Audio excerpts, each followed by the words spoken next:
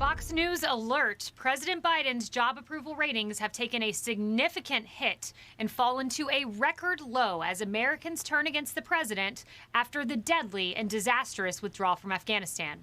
Two brand new national surveys reveal a majority of Americans are not happy with our commander-in-chief, and analysts are warning his approval numbers are entering dangerous territory.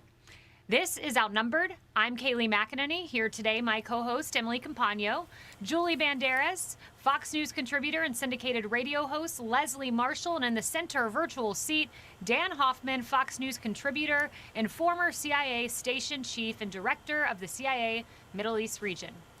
A new NPR PBS Marist poll shows the president's job approval rating has dropped 6 points in a single month to 43%. The lowest number for Biden since he took office. His disapproval rating, not surprisingly, shot up 7 points to 51%. The poll also shows a majority of independents now disapprove of the job the president's doing, with a 10-point drop. And that is bad news for Biden and the Democrats.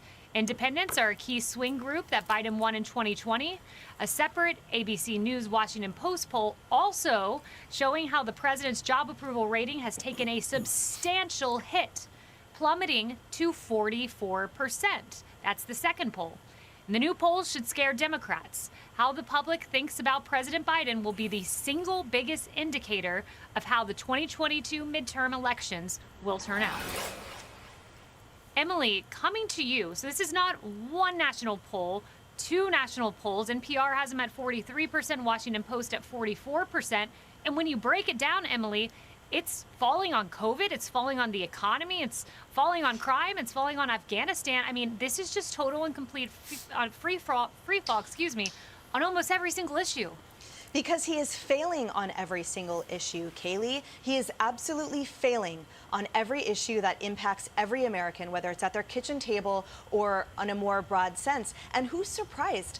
I mean, he abandoned Americans. He abandoned allies, women, orphans, working dogs, and he absolutely crushed what should have been 20 years with a dignified ending. After this disastrous pullout, the support for the war was only 36% of Americans.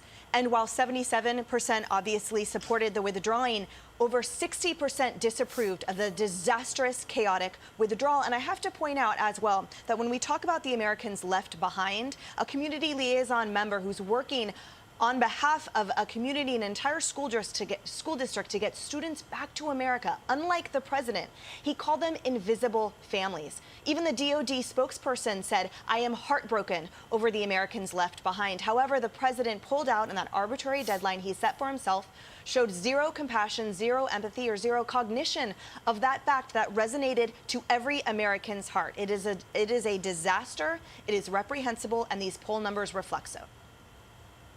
Dan, we know that the vast majority of Americans did not want to leave their fellow Americans behind. We've seen that in the polling. And all of this taken together on Afghanistan, what it translates to is a paltry 26% in the Washington Post poll, 26% that approve of the way President Biden got out of Afghanistan. Your thoughts?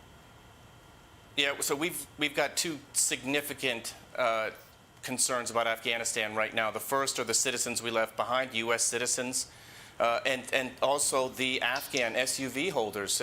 And one of them was a translator who saved then Senator Biden's life back in 2008 when his Black Hawk helicopter went down. So those things are really critical right now for this administration. The second thing is that the terrorist problem is going to persist and only get worse. Afghanistan is morphing into a terrorist state where ISIS and Al-Qaeda will operate with impunity and enjoy the sanctuary that the Taliban are giving them. So those things, I think, are going to persist for the Biden administration and for the president in particular, because he was on the hook for making this decision. It's worth noting historically that President Carter's popularity plummeted to 20% during the Iran hostage crisis, and he wrote about that in his memoir and said he was just obsessed with getting them out for moral and ethical reasons, but it was certainly one of the real causes for why he lost in the 1980 election to President Reagan. It's a fascinating parallel. You're saying it dropped to about 20% during the Iran hostage crisis, and here we have 26% for Biden on Afghanistan. So that's very distinct parallel there. Julie, and beyond Afghanistan, and as devastating as that is, the economy, what's so interesting, it's still a #2 issue on both COVID, which is a #1 issue, and the economy he's dropped. Economy, he's just getting a 39% approval rating, and this is before this devastating jobs report where we got 1/3 of the jobs we were supposed to get this month. Yeah, only added 235,000 jobs. And he, in fact, spoke at the beginning of last hour and tried to justify it with COVID and the Delta variant. Now, COVID's been around for almost 2 years, folks. The Delta variant, yeah, it's a new variant, but nonetheless, COVID has been around for 2 years. And, you know, over the summer, jobs were up. What's the reason for jobs being down? He blames it on the Delta variant. But, you know, it's the blame game that really is bothersome to me. Rather than blaming things, why don't we just take responsibility? But accountability doesn't seem ever to be a top priority when it comes to justifying poor job numbers. Let's just call it what it is. And then he's also touting the fact that he's going to raise taxes on the people that are employing the middle class. I think it's great that he's not going to raise taxes for those people, working families making under $400,000 a year. But hey, if you own 2 or 3 jobs, we're coming after you, or 2 or 3 homes. The rich, the ones that actually employ you, they're going to suffer. And he was proudly mentioning that.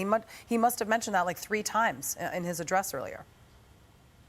Yeah, and the American people not buying the blame game. I mean, that same Washington Post poll showing a majority placed the blame on Afghanistan squarely with the commander-in-chief, Joe Biden. But Leslie, all of these alarm bells have to be a bit worrisome to you.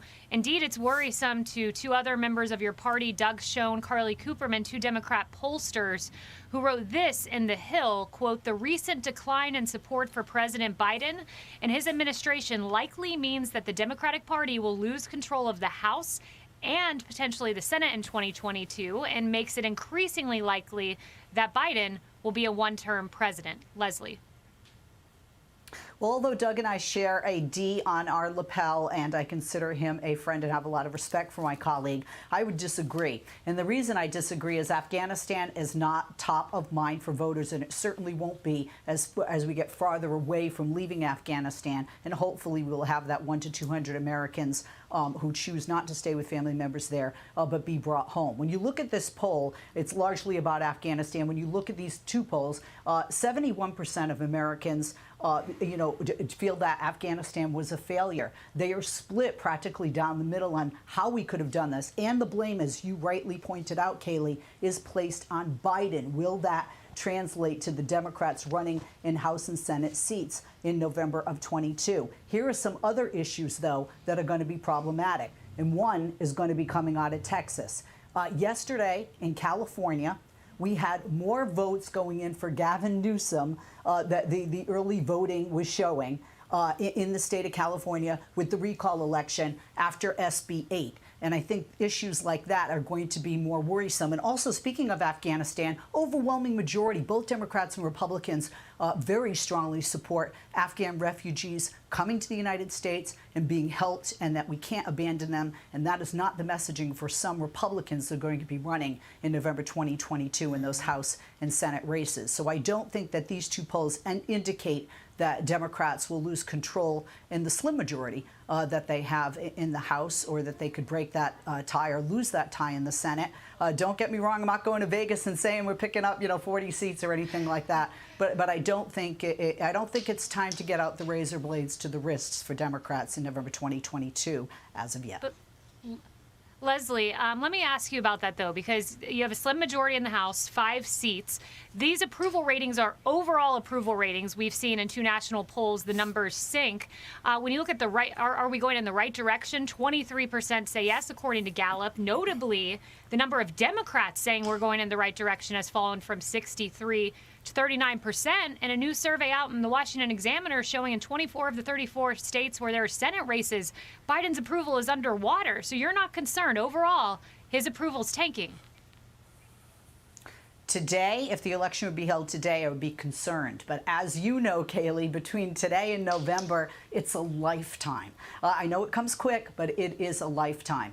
Look, I certainly hope that we're going to see better job numbers by November 2022, that crime will be reduced in certain areas in 2022, and God willing, COVID will be, behind us, and we won't see a lot of fallout from this new Mu variant, in addition to the Delta variant. And also, largely, a lot of blame, quite frankly, for COVID is being blamed on the state level, on governors. We're seeing that in numbers falling for Texas Governor Abbott and Florida's Governor Ron DeSantis.